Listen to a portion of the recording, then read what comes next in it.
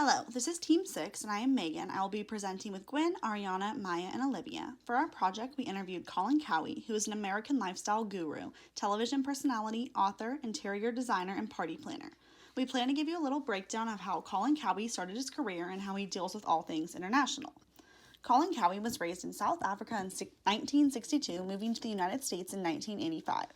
In 1992, he founded Colin Cowie Lifestyle. Colin is an all-encompassing wedding and event planner who has traveled over 13 million miles and visited nearly 100 countries, creating excitement and finding inspiration wherever he goes. His company, Colin Cowie Lifestyle, has helped clients from multiple markets entertain on almost every continent, and his team handles the entire process from start to finish and planning on putting on an amazing event. Colin's main focus with his company is to apply the five senses approach from concept through completion to ensure that everything you smell, touch, taste, see, and hear resonates with the guest. The goal is to create a memorable and lasting impression for years to come. Colin also never does the same event twice, having each event as a completely new experience. Events with Colin Cowie Lifestyle range from $25,000 to $25 million, ranging from the degree of detail, number of guests, event length, and what is selected within each category. Some past private clients include Eddie Murphy, Jennifer Aniston, Elton John, Jennifer Lopez, Kim Kardashian, Michael Jordan, Nicole Kidman, Oprah Winfrey, and Tom Cruise. Corporate clients include American Express, Avion Tequila, CBS, Dom Perignon, E! Entertainment, Cosmopolitan Magazine, and Rosewood Hotels. Colin Cowie Lifestyle has offices in New York City, Los Angeles, San Francisco, Las Vegas, and Saratoga Springs, but is able to do events anywhere in the world. Doing events around the world requires Colin to either ship materials in or use all local vendors to purchase all food and decorations from. Popular and accomplished as Colin Cowie is, he and his team has done many events all around the world.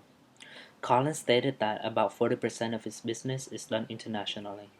Those countries include Mexico, France, Italy, UK, the Caribbean, and many more. Colin stated that every country is different culturally and religiously, so he has to take a lot into considerations when planning his events across the globe. For example, in his website colincowie.com, in a wedding event in Mexico, Colin prepared traditional Mexican food and served family style. As Mexico is very family oriented, serving a large plate of food to let everyone share with one another is a great fit for the Mexican culture. A cultural environment that is associated with Mexico can be described as indulgence, from one of Hofstadter's cultural dimensions. Mexico is a place where people enjoy life and have fun at the moment. So the setting of the beach, being underneath the palm trees, dancing while the sun sets are what make this wedding a culturally Mexican enriched party.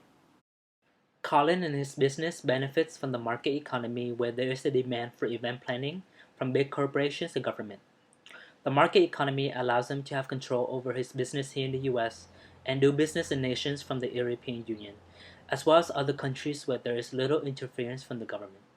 In order to plan events internationally, his company has to research laws from individual countries of what materials can be exported and what cannot. There are also corruptions in many places that do not have government oversights. For example, Colin says that in the Caribbean, exporting something to an island may cost more money than intended, as people there will try to swindle you by delaying shipment or try to upsell you for I'm their going own to thing. be talking about Colin Cowie's strategic predisposition. Colin Cowie leans more towards a polycentric type of approach where his main location is in the United States. However, he does do 40% of his work internationally, all while keeping his vision in mind. Each place he goes to, he knows he has to culturally adapt or simply do things differently. This is why he hires local people just in case things do go wrong at the event or if he needs anything last minute. He shared that when he goes to the Caribbean, there is a good amount of corruption. He learned this after having an event where he brought thousands of dollars worth of flowers to the Caribbean for an event. They simply stated that the shipment was going to be delayed and won't come for another week, when Colin needed it the next day. This was a way where the people in the Caribbean would make easy money. However, Colin figured out that buying flowers there instead of shipping them and having them delayed would be a lot cheaper. This made him realize that in some aspects it was better doing it locally. Just like when he goes to Italy, he hires a translator to help him in the entire event just in case he has questions or doesn't understand anything. Having social media such as Instagram and Pinterest helps spread his work globally. However, with that, his work does get plagiarized. However, he states that this doesn't bother him one bit. Every event is different from the venue to the colors to the food. Even though this is a crowded market because so many people are in the industry, he still enjoys the creative process behind it. He knows his work is one of a kind, but he states, if you can do it as well as I can, then Hi, good luck. my name is Maya Tannell, and I'm going to be talking about the communication strategy Colin utilizes. Colin uses an assertive communication style, so they are firm, direct, honest, respectful of the rights of others, express their needs, and have effective communication. This is evident through Colin's collaborating with locals to ensure the availability of resources in international destinations.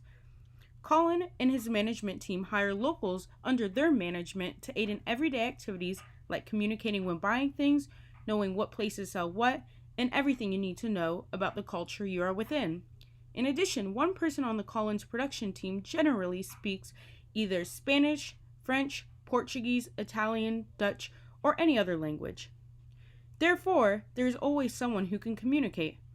With the assertive strategy, Collins and his team are able to boost the local economy by utilizing the resources available in the foreign economies, able to do better business from a cultural aspect with the help of locals, and maintain a positive relationship with locals and build networks in foreign places for the next time they do business there. Now, Olivia will talk about Colin's entry strategy. Whenever Colin has an event, he is always there to run it. With each event, he has a different client and he caters to their individual needs. This is why I would say that he uses a multi domestic strategy. Colin's status in his industry makes his company a very niche company and he adapts his services to satisfy the high demands of differentiation. He customizes his services to match the tastes and preferences of his international client base. The only thing about saying he uses a multi domestic strategy is that you still have to know that it is not clear cut. He doesn't always just go to India and put on a culturally Indian event for that market. For example, let's take a look at this cocktail reception he threw in South Africa for the mining company Vedanta. Vedanta is a London based mining corporation, so Colin's direct client was European, while the event was in South Africa. Design wise, this event looks very European, definitely doesn't look culturally South African. However, Colin brought in Africa's #1 chef for the food and arranged for music with African and Indian influence. The point of showing you this event in particular is to point out the fact that he really caters to the individual's specific needs, as evident in his London based client wanting an event in South Africa with Western elements, African elements, and even Indian elements as part of the mix. Now on to Colin's entry strategy. As weird as it may sound, Colin's entry strategy is just exporting. He exports himself and his services to people in other countries. This is advantageous for him because it is just easy access and there's no cost of having to open up offices anywhere else. Technically, one of the disadvantages of exporting is losing control over your own marketing. However, with him, people know about him all over the world and they can see his work all over social media, so exporting works out very well for him. The 5 most important takeaways that should be remembered from our presentation would be that Colin does 40% of his work internationally and has to follow the laws of what can and cannot be exported. This is important to remember because if you are ever doing work internationally and need things exported, it is important to check on the laws of that certain location. Another key takeaway is how his company has a polycentric predisposition, which is important to remember because you are suiting the culture of the event location somewhat as you make the client happy, but you wouldn't want to disrespect the culture and where you are, so you just have to make sure to be aware of all those different components. The third key takeaway is to be aware that corruption exists and you need to be aware of it in order not to lose millions of dollars. The fourth key takeaway is that doing events internationally requires you to prepare very differently for each event regarding the political, economic, and legal environment. This is important to remember because if you treat each event the same, you could come into a lot of problems. The final thing to remember is that in a business such as this, inspiration is a major component for Colin Cowie, as we said. He doesn't do the same event twice or copy Pinterest ideas. He must be creative in his daily lifestyle to have new visions for each event. In conclusion, we are extremely fortunate to be able to interview someone so established in their career and learn some of the ins and outs of event planning around the world. If anyone else is as interested in Colin Cowie as us, please reach out.